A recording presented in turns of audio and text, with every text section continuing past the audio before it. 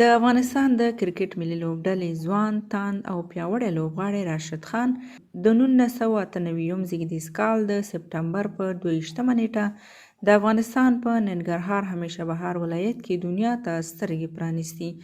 راشد خان د افغانستان د کرکټ ملي لوبډلې هغه پیاوړی لوبغاړی دی چې د افغانستان کرکټ ملي لوبډلې ته یې ډېر ویاړونه وربخښلي دي.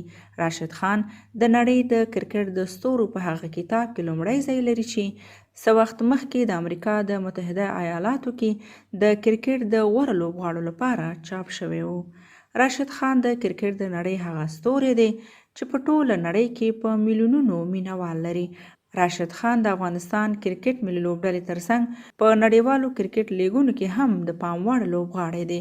راشد خان د هندوستان سوداګریز لیګ کې د سنرایزر حیدرآباد په ګټه لوبیږي او ډیر ویاړونه یې د سنرایزر لوبډلې ته وربخښلي دي. راشد خان د استرالیا سوداګریز لیګ یعنی بیګ باش کې د اډولیټ سټرایکر لوبډلې په ګټه لوبیږي چې استرالیا کې ډیر مینوال لري او په استرالیا کې یې د یوه ښځینه مینوالې له طرفه ورته د $40,000 په ارزښت موټر هم ډالۍ شوې وه.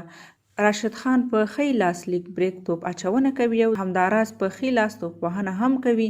د توپ اچونې ترڅنګ یې توپ وهنه هم ډیره غوره ده.